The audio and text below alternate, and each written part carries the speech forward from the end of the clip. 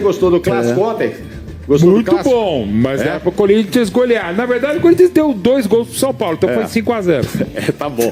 Vamos começar então com o lance que causou muita polêmica depois do primeiro gol do São Paulo, um gesto que fez o Bobadilha. Como o Corinthians teve recentemente 2 jogadores expulsos, mas os 2 chegaram a segurar mesmo ali e tal, não foi o que fez o Bobadilha.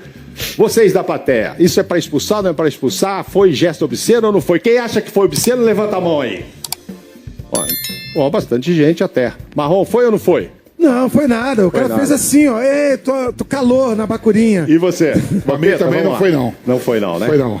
André? Muito diferente do... Mauro, até importante, eu acabei de receber aqui, o STJD denunciou o Bobadilha por causa desse gesto. Ele não foi expulso, mas ele está denunciado e vai ser julgado e pode ficar até 6 jogos fora. Eu mostraria cartão vermelho pro Bobadilha e cartão amarelo pro árbitro, porque não explica a decisão, mas não precisa fazer o gesto. É das coisas mais bizarras da história da TV mundial, não é nem do futebol. E fora o tempo que ele demorou para chegar a isso. Agora, um resultado importantíssimo para o Corinthians. O Corinthians estava na zona de rebaixamento, precisava ganhar o jogo ontem, poderia ter ganho até de uma forma mais tranquila. Como disse o Mauro aí, quase que 2 gols de presente aí para o São Paulo. Mas enfim, como o Flamengo venceu o Grêmio, o seu Corinthians, Vampeta, saiu da zona do rebaixamento, pelo menos temporariamente, e o que você espera, o torcedor corintiano, é que continue assim, que seja o início de uma grande alavancada. Se você pegar a parte de baixo da tabela, tudo muito igual, né? Você vê que o Vasco, em um momento, estava na zona de rebaixamento, foi para a 8ª colocação. Tá em 8º, então tá tudo muito igual ali. Quando acabou o jogo do Corinthians, mesmo vencendo, o Corinthians estava na zona de rebaixamento, esperando o resultado de Grêmio e Flamengo e Vasco e Atlético Paranaense. Então, aí você pega ali a parte de baixo, todo mundo muito achatado, até o próprio Mirassol, que empatou e tem um jogo a menos, se ganha o jogo, poderia estar ali também colado com os caras. E na parte de cima, né, só quem teve frutos mesmo foi o Flamengo, né? Os 4 primeiros você pega ali, Palmeiras empata, Bahia perde e São Paulo perde, né? E o Fluminense empata também. Agora, independentemente de ter sido esse placar aí apertado, era fundamental. Saiu da zona de rebaixamento e a torcida gritou, o Hernan estava lá trabalhando junto comigo ontem, eu também estava nesse clássico. Foi inquestionável a vitória do Corinthians, né? O torcedor tem motivos de estar feliz, independentemente de ter 3-2 no final, não, André? Não, e os próprios jogadores do Corinthians entenderam que, assim, os gols foram falhas, né? O gol do Mateuzinho contra e a falha do Ranieri na saída de bola, e que o placar foi mentiroso. Os jogadores do Corinthians admitem que o placar foi mentiroso. Uma coisa feia que vocês estavam lá é aquela parte toda branca sem ninguém por causa de 3 ou 4 pessoas, né, velho? Então, pois já teve uma punição ontem. Já não tem clássico com torcida dividida. E agora, daqui a pouco não vai ter mais ninguém. O Corinthians ontem perdeu de 7.500 a 9.000 lugares, será? E aí, né, na comemoração, mais briga, mais confusão, isso também é desnecessário e tudo no primeiro gol. E aí, ontem, enquanto havia essa comemoração, alguns torcedores jogaram alguns objetos lá que pode trazer uma nova punição para o Corinthians, que ontem já ficou com quase 9.000 lugares vazios. Precisa de tudo isso, Mauro? Precisa Faz parte da rivalidade do clássico? Tem não, isso não, ou dá pra isso passar? não, gente. De novo, o jogador, ele é profissional, ele é pago, é remunerado, tem o direito de imagem e tem o dever de se comportar melhor. Imagine se, é rivalidade, aquela bobagem de futebol raiz, que é muito Nutella. Gente, primeiro, o raiz que o pessoal chama agora já não era Nutella, digamos assim, 20 anos antes. Não precisa. Imagina se toda rivalidade sair no tapa, se todo gol, com essa excrescência, essa institucionalização da intolerância, que há 10 anos é muito fácil para o poder público, para o Ministério Público, para o segundo batalhão de choque não ter torcida. Daqui a pouco vai ter cada jogo. O São Paulo joga no Morumbi, o Corinthians na Neoquímica Arena e ninguém mais se enfrenta. Até porque ninguém se comporta, ninguém ajuda a arbitragem, então, os árbitros não se ajudam e fica essa baixaria 10 minutos para depois chegar o árbitro e fazer outra baixaria. Não, então, e a gente teve ali, antes disso, 40 minutos do ótimo futebol, André. Tava ótimo o jogo, tava muito bom, até surpreendendo. Depois disso não teve mais nada. E, enfim, no final do primeiro tempo, mais 15 minutos lá de volta do intervalo, tivemos 25 minutos de bola rolando. Aí é pouco, 23 de intervalo, porque teve jogando bobina, aquela coisa toda. Mas, cara, deixa eu te falar, o cara que foi, independente seja o Luciano, no clássico Corinthians e São Paulo, torcida única em São Paulo. Aonde que o cara vai poder comemorar o gol, então? Não tem jeito, né? Não tem que ser pro vestiário? Fazer o gol todo mundo pro vestiário e deixa a bola lá. É qualquer lugar que ele encoste, o torcedor é adversário dele aquela ali. coisa de macho, não, você não pode fazer isso. Claro que pode. Olha, pro inferno. Se não for extravasar na hora do gol, será em que momento, né? Agora, a torcida pagou um mico aí de fazer essas coisas, mas teve também um momento em que teve aquele alívio de poder gritar de novo olé, enfim, é um clássico, muita rivalidade. Imaginava-se que o São Paulo até pudesse ir bem. Olha lá, olha só, olha o áudio aí, ó.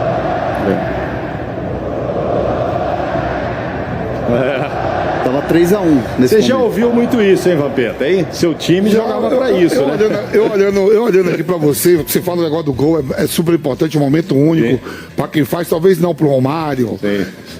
Pra outros que fazem, mesmo assim, o Romário fala, pra mim, eu só ganho o jogo quando eu faço gol. Eu lembro de uma história muito engraçada, que Deus o tenha, o Gilmar Fubá, o primeiro gol dele com a camisa do Corinthians, um Corinthians e Santos, ele e o Romeu saiu tocando a bola um pro outro, ninguém queria a bola.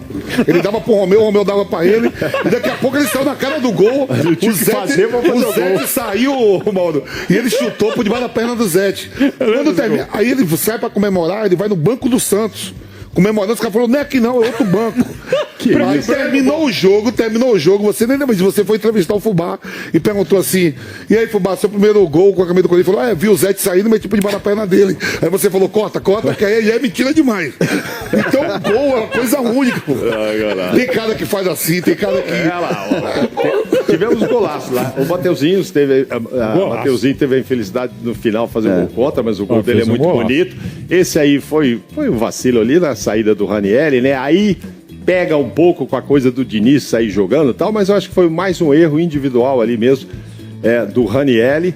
E agora é o gol do Mateuzinho, bateu, golaço. Ó que golaço. Golaço. O mesmo autor disso vai fazer as pichotadas do segundo gol. Outro golaço também. Sim, não. Tudo bem, Sabino deu de uma maneira geral, Mauro, o Corinthians esteve melhor, acho que isso é inquestionável. Assim. De novo, 3-2. Parece que é a melhor partida do Diniz até aqui, por exemplo. Pra mim é a melhor mais partida pelo tamanho do adversário, né? Sem dúvida, a melhor partida do Diniz é o que mais tomou gols, mas é o São Paulo do outro lado. São Paulo que ainda é quarto colocado. Claro. Mas assim, era jogo pra 3 ou 4 de diferença pro Corinthians, sobretudo pela segunda etapa em Itaquera. Eu queria que você colocasse aqui aquilo que aconteceu em relação ao jogador Bobadilha, para que o Godoy possa nos orientar da regra, do que ele vê, ele como árbitro, ele como comentarista, daquilo que o Daronco disse do VAR chamar, o que você pensa dos jogadores do Corinthians que mostraram o saco, que foi o seu André e mostraram o saco, mostraram as genitálias. O que você pensa disso aqui, Godoy? O que você pode falar para nós? Os jogadores do Corinthians seguraram. Verdade. Colocaram as partes genitais. Seguraram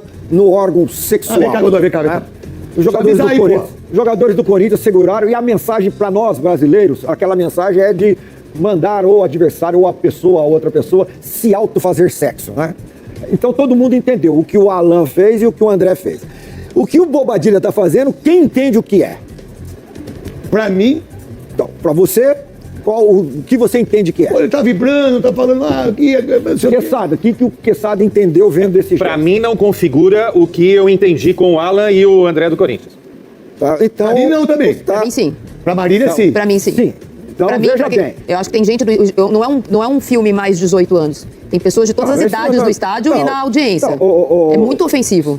Eu só quero mostrar o seguinte. O gesto que tem que ser punido é um gesto que passa uma mensagem. Que a mensagem seja entendível. Mas você entendeu uma coisa, o Quesada outra, mas e não da maneira que você entendeu.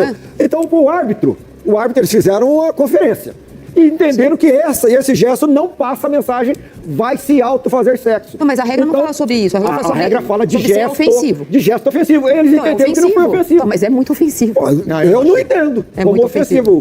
Se você não entende o que é isso, como que é ofensivo? Mas eu entendo, eu acho ofensivo. Sim, mas os árbitros não acharam isso. E aqui tem 3 não achou isso. Foi o que aconteceu com a arbitragem.